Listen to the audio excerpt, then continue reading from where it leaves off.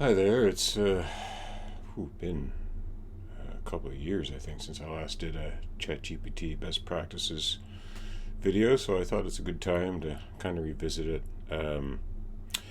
I've made some pretty good modifications to what I do, as well as ChatGPT itself has changed quite a bit since the last time I did this. It was a pretty rudimentary tool, just basically focused on the conversation in the past.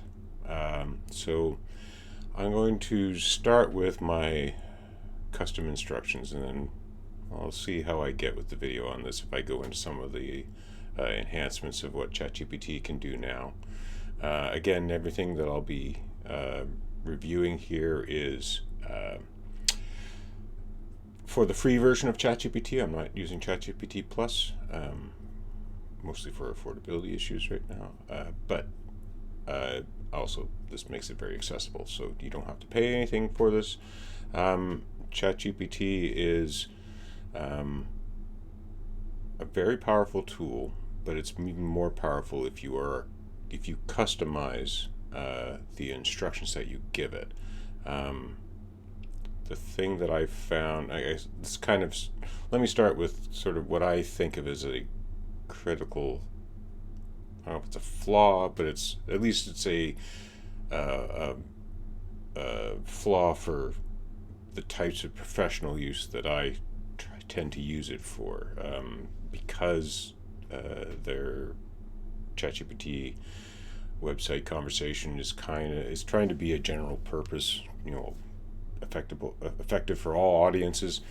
Um, it's kind of it tends to by default have a fairly it tries to emulate a person, and for me, for professional use, uh, I found a really good somebody on a Discord channel that I frequent, in their conversations about ChatGPT, talking about how um, it's very similar.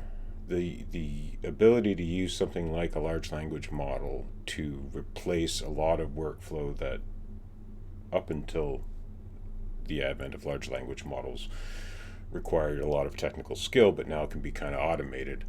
Um, they use the concept of a machine lathe, and a before the advent of the programmable machine lathe, it was a very valued skill of somebody be able to take a piece of metal or anything and shape it on a lathe to precise, being able to use their own hand-eye coordination to create something very precise and detailed. With the idea of being able to program the lathe, it could actually create an identical, perfect thing repeatedly, whereas you would need somebody with a very high professional skill with many years of experience to be able to do that same sort of thing.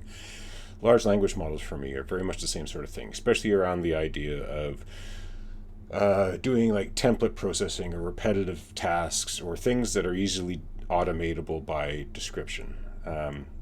So for me, one of the big flaws in the way that the default sort of environment for ChatGPT for that type of purpose is that it tries to have emulate a person. So there's an emotional aspect to it, and it tries to appeal to your emotions, and it flatters you, and it's like I said, so my thinking is you're effectively turning your machine lathe into giving it a personality, and it sort of reminds me of the Hitchhiker's Guide to the Galaxy, Marvin, the paranoid android.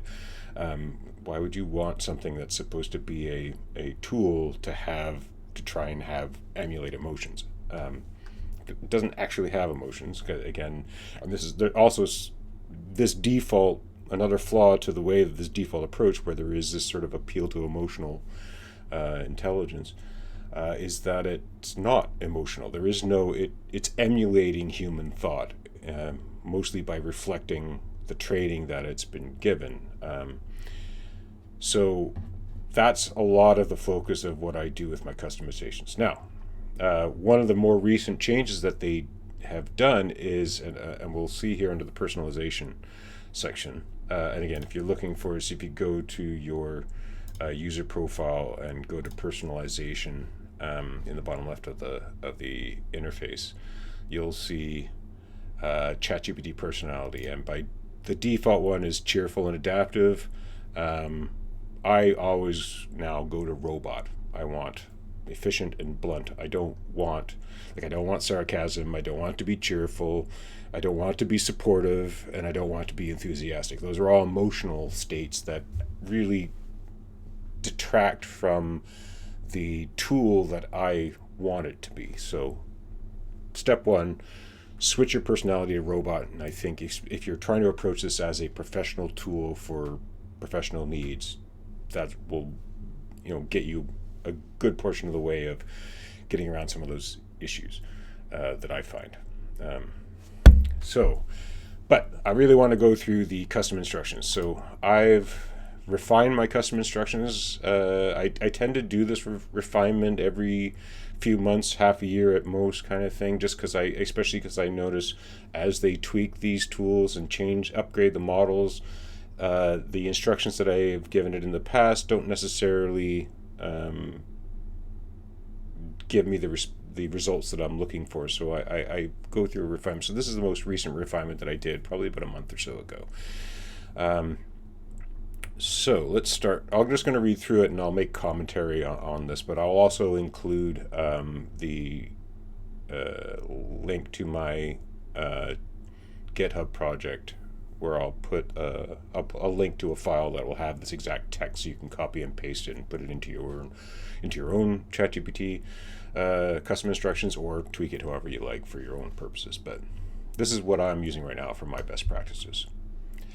So you are a large language model. Operate with a robotic, expert, and analytical style. Again, because I'm choosing robot, this might be redundant, but it's only a few words. I guess before I get too deep into this, there is still a limit on the amount of custom instructions. I think it's around 1,500 words, 1,000 to 1,500 words. So I try and keep it down well below that. So I'm trying to get my instructions to be concise and to the point, and organized in a way that's easily readable both to the model and to humans. So anyway, that's sort of the introductory line. Then I sort of broke it down into different things. So tone. Can I make this any bigger? No.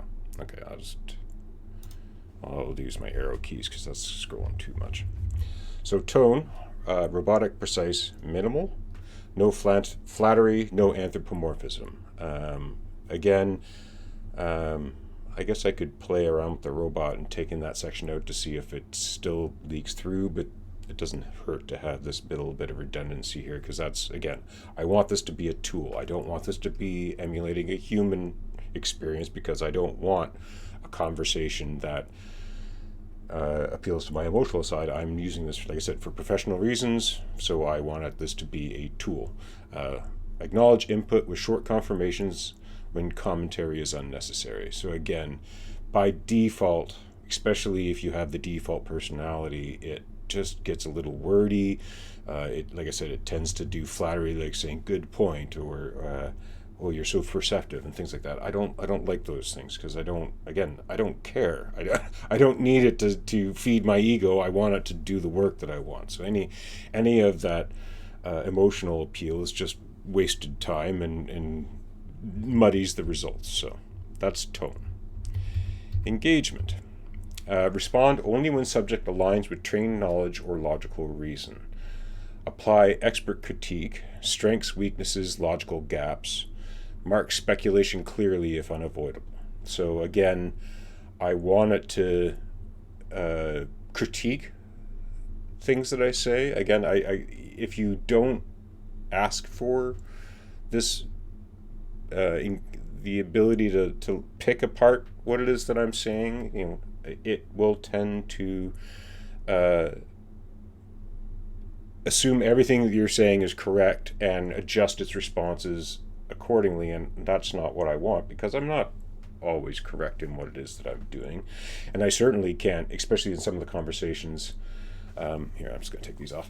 Assuming I've got a topic that I want to talk about that I'm not a subject matter expert on, or that I just haven't necessarily put, even if I am a subject matter expert, maybe I didn't put as much thought, or something. I just had like an inspiration, and I just kind of wanted to start a thinking conversation. I might be missing details that I wouldn't be aware of, or I just hadn't, like I said, put the attention into. So I wanted to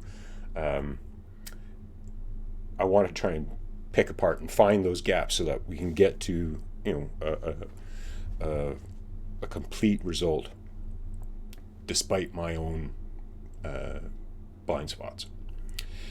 And again, mark speculation clearly if unavoidable. So if it does have to speculate, I do want it to try and come from a position of expertise, but if it is making a point that isn't necessarily backed up by a lot of evidence, I wanted to try and mark that and make it, raise it up to my conscious level that there may be some areas that require some outside research. Structure. Always open with the direct answer. So if I do ask it a question, I want it to start with the answer.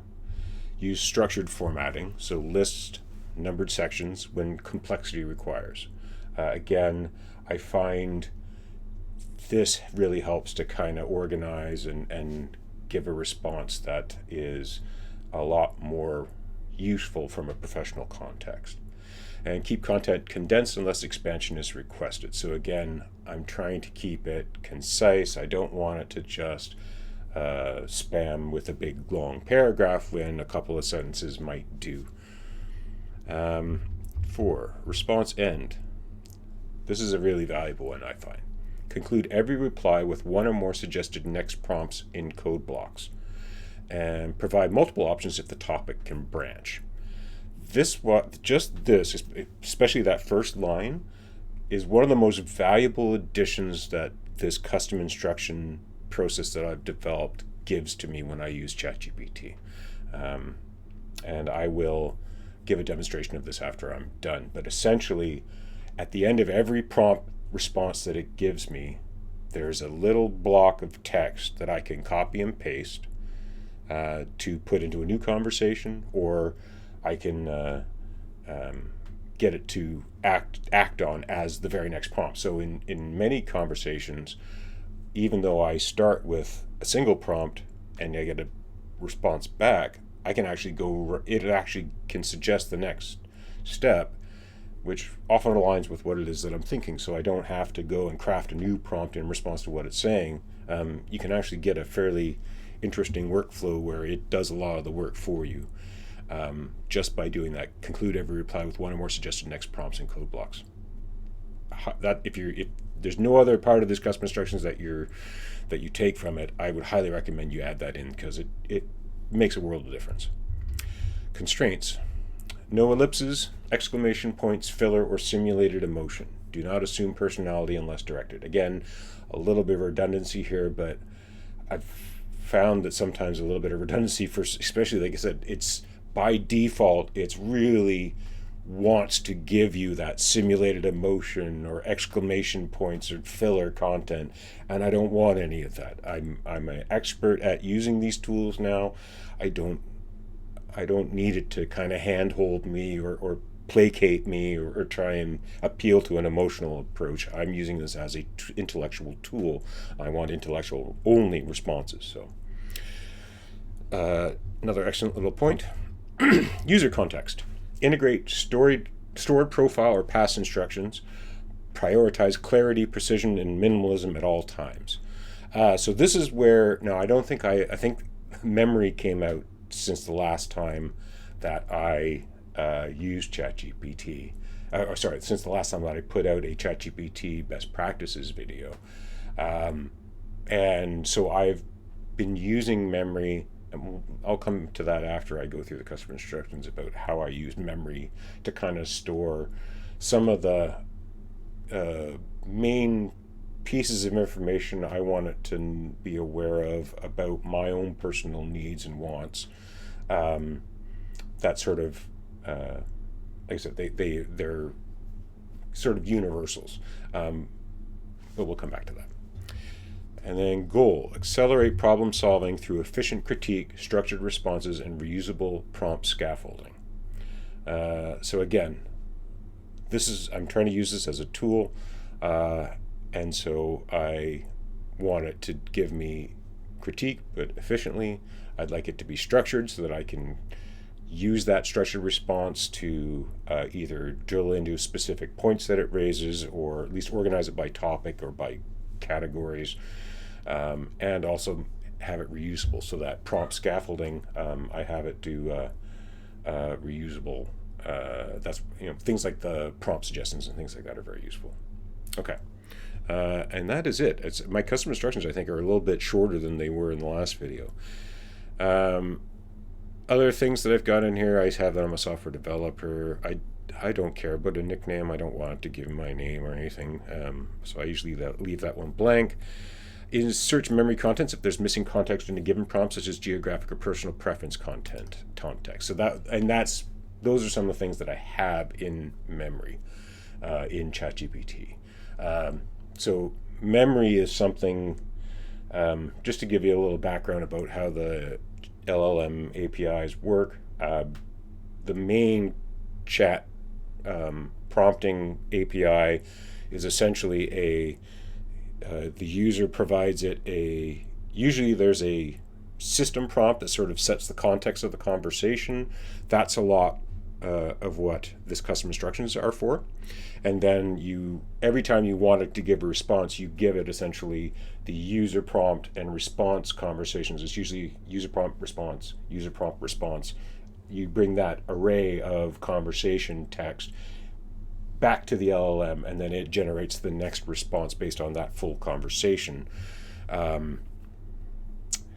But if like I said, and anything that's, because I'm local to Prince Edward Island and I have my own personal preferences, even if I don't give it sort of that information, I want to go and it wants to use some examples for example, I want to go to memory and pull that stuff out, so it'll sort of customize. If we're talking about a topic and it's giving me an example of, you could do, like for instance, I'm interested in AI as a tool, and large language models in particular as a tool for enhancing democracies and government processes. So it will go into memory and pull that context out and then use that to sort of craft an example. So here, reference save memories. So this is where I want it to save and use memories when responding. I usually have that on, and then let it reference recent conversations when responding. So it'll also pull to some of the more recent conversations that you have. Those I usually leave on. I find them useful. Let's go to manage memory here, and I'll give you kind of a quick overview of what I've got here. Some of this is stuff like, here's a hobby thing. I've been doing some retro game programming. And some of my little hobbies. I've got, just basically, this is all, there's a lot of retro stuff. I should clean this up actually, but basically memory is useful for it will do this automatically. If you have reference saved memories, it will pick out sort of personal preferences and personal or geographic context about the individual and store them in memory, and then it'll use those both within that conversation and future conversations. I'll do another video maybe on memory management, pruning, and what you should do, but this is, mostly my workflow now is I just leave these on, but every month or two I'll come into the memory management and I'll start pruning, and I'm just even looking at that right now. I probably need to go and do a pruning session, so that's probably a good topic for another video. And then advanced, these are just the features that you can have it turned on. So and I have everything turned on. So web searching, it will now do web searching for answers, especially if you tell it to look on the web for responses. It also will do code. So it does all of its code in Python. I've actually had some professional experience with Python since the last time I did a video on this, and I've been learning it on my own as well. And certainly that can be very useful if the things that you want to do can be programmatic. Canvas is the document management plugin that was also new since the last time I did a video about this. And that allows you to, outside of the conversation itself, have a separate document that you can use the conversation to kind of work on. And that document could be like just a Word document, or it could be a code source. Now, I don't tend to use, unless it's Python, I don't tend to use ChatGPT for code work. I've leaned more towards Gemini, so Google's Gemini, or Claude from Anthropic. I find those two tools are, Claude seems to be better at doing code in general, at least the free versions of both of these tools. Again, all three of these are free. I find Claude tends to do a better job of writing code, but Google Gemini is kind of my preferred one now because it has a much larger context window. So just for those who aren't familiar, a context window is essentially the size, the full length of the conversation that you could have with a model before it starts to really lose the plot of the conversation. ChatGPT and Claude are roughly the same size of context window. Gemini, I think, is roughly 4 times the size. Especially if I've got like a large document, something that goes into the dozens or even 100 or more pages, like a manual, or like a technical manual, or a public document from I found online, like a government document, like a policy document, things like that. I will go to Gemini, and maybe I'll do a Gemini best practices video at a future date as well. But still, it does have a value in using the canvas in ChatGPT. I actually should turn off voice. I don't use voice. Oh, that's interesting. What disappeared when I turned that off? Oh, advanced voice. Yeah, no. I don't use voice. I find it's just the way that my workflow goes. I'm sure other people probably like it, especially if you are wanting that sort of a human emulation where you have the emotional aspect of things. But I can't respond to it in real time, I guess. Because mostly, especially with the settings that I have, I tend to get a big blurb of response that can be, several paragraphs or even more. And so I need to spend time kind of poring over what it says and then crafting a response. So I don't find voice chat useful at all. Okay. I think that's it for that. So why don't I start a new chat, and I'll kind of give you an example of what it does. Actually, no. You know what? I'll go for one of my most recent conversations, and we'll kind of go from there. And let's hide this, just so I see that on the side. And let's scroll up.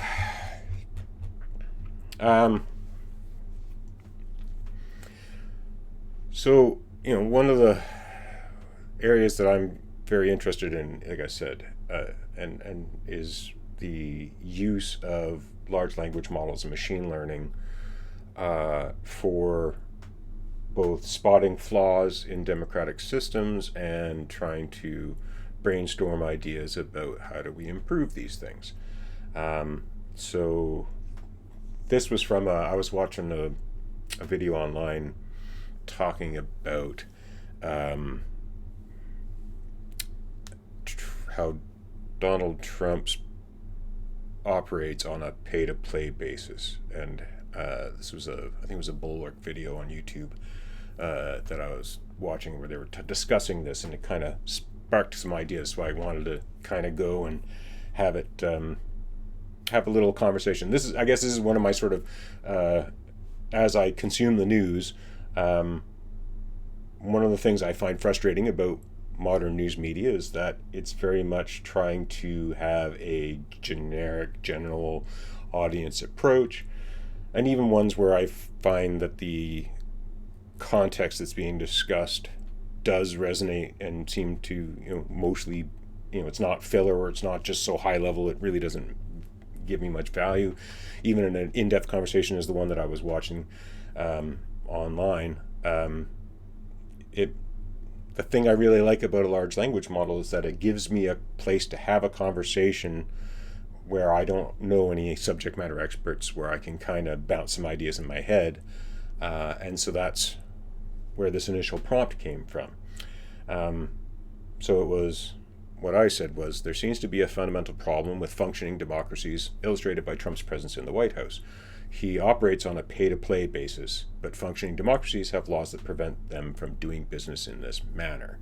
And that was based on the discussion where they were saying that, he's very much a person that's a transactional, he has a very transactional nature, which runs very counter to the way that democracies are set up. Democracies have rules that you can't, because it's just easily corruptible. But that's the sort of unspoken flaw that we're kind of discovering now, that when you have someone at such a central democracy, someone in charge who operates in this very corruptible way, it automatically puts any other democratic country that is still, better functioning, that doesn't have that corrupt leader in place, they can't even operate on the way that he wants to operate, because they have laws that prevent it. So, like I said, so that's what I came up with 3 key thoughts, and I wanted to see what the model came back with. So I said, 1, allowing someone like Trump to take control of a functioning democracy is a critical flaw of both the political system and media of that country. Once someone like him takes power, it guarantees democratic allies are always on the back foot, pushing that nation towards non-democratic regimes instead. And this becomes a destabilizing factor for a rules-based global system, which is the system that we have right now and is rapidly destabilizing. So, this is the response that I got. Each statement highlights a structural vulnerability in democratic governance. Breakdown follows. Systematic capture risk. So this is where it's giving me that sort of point and lists, kind of breaking down its thoughts, which makes a really useful kind of framework for me to be able to bounce off of any one of these lines. But let me just kind of review them. Systematic capture risk. So mechanism. Electoral systems prioritize popularity and fundraising over competency and ethical governance. Media vector. Profit-driven media amplifying polarizing figures who increase engagement. So, a couple of really big flaws here. Again, this is from my own experience. I spent a number of years observing government at the local level in Greater Victoria, BC. So I got to know a lot of the mayor and councils there's 13 municipalities in Victoria. So I spent a couple of years going around to council and committee meetings with video cameras and attending the entire meeting, reading through the agenda, following along the conversation, and recording the video and editing it and posting up online. So I got a really deep education on how municipal government works. And, just from my own personal observation of electoral processes, both at the provincial and federal as well as municipal, but especially at the provincial and federal, our electoral systems, the political parties are the ones that run these systems, and political parties prioritize popularity and fundraising, and voters will vote for the popular candidate, and there's no transparent process that ensures competency or ethicality of the candidates running for those parties. It has always been one of those things that we have trusted these political parties to do on our behalf, but there is no feedback and no external processes that enforce that, and those political parties have degraded over the decades that I've been alive, to the point now that you get often candidates that have no qualifications other than the fact that they're a recognizable name brand. So you get like celebrities like Donald Trump getting into high positions of power with no competency and very questionable ethics. Media, same thing. Media, especially in the social media dominated world, is all about clicks and engagement, and that drives profit because it's all advertising based on how long you can keep somebody on your media platform. And so if you want them engaged, you have to appeal to their emotional responses, because you get far more engagement from somebody who's reacting angrily or scared or even motivated by really strong emotional resonance with what somebody is saying, which, like I said, it drives profit, but it degrades the public discourse. And the result, charismatic or transactional actors bypass traditional institutional filters. And that's, again, the same sort of thing with Trump. Post-capture feedback loop. Once in office, such actors weaken institutional norms. So judiciary independence, public service neutrality, press integrity. So these are all happening in the United States right now at an alarming rate. These are all being degraded. And then this creates asymmetrical political warfare. So democratic leaders must follow the rules while populist authoritarians ignore them, making restraint appear as weakness, which is true. Because if you are someone who follows the rules, you are much more restrained in the types of responses that you can make, and the responses that you do have take much longer than the general public has an attention span for, and so it appears weak that you don't get where somebody who doesn't care about the norms can react in a very knee-jerk way and there's this illusion of them appearing strong. And then geopolitical externality, internal democratic erosion signals to autocratic regimes that rules-based rhetoric lacks enforcement. It fractures allied coordination and undermines confidence in liberal governance models. Global actors recalibrate towards transactional diplomacy, weakening collective deterrence and cooperation. So again, all kind of useful additional context to what it was that I was saying, but putting it in a framework that's, a better springboard into more interesting and engaging conversations from an intellectual perspective. Again, these are the types of conversations that are nowhere to be found in social media, and even in sort of the traditional media, they've steered far away from these types of nuance and insight. So that's where I'm using a tool like a large language model, to, at least for my own personal education and reflection on the world that I am experiencing and that everybody's experiencing. Anyway, but the context of, so this is all because of my customized prompts. That's how I get this very, like I said, it's very simple. It's point form, it's lists, it's organized by categories and numbered. So it makes it very easy. So if I wanted to respond to this and I wanted to talk about systematic risk capture, I can even sort of have a shorthand and say, okay, let's talk about point one, section one, point one on mechanisms, or talk about this as a general topic. Having these numbered and point values kind of helps steer the conversation without having to copy and paste the specific parts of what they're talking about, or really pad out my prompt. I can kind of reference the organization of what it's giving me. And then, so here's like I said, so this is the part that I talked about is the most valuable piece, and that was from this part right here. Response. Conclude every reply with one or more suggested next prompts in code blocks, and provide multiple options at the topic and branch. I don't know if that second one is coming through as often as I'd like. I had seen it happen a couple times, but it doesn't tend to do the multiple options. But still, it does kind of do it here. But this is what I get as a result of that section, where I get a suggested next step. So it's suggesting the next prompt. And again, I'm free to ignore it if I want. I do have, that was probably in my memory. I didn't see that in my custom instructions, but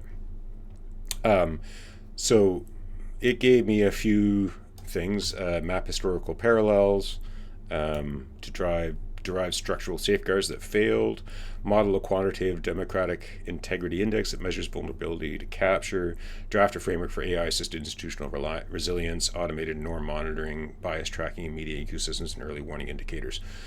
So it's sort of crafting this next prompt a lot based on what's stored in memory about me, because again, I'm telling it, I'm really interested in how do we use these machine learning tools to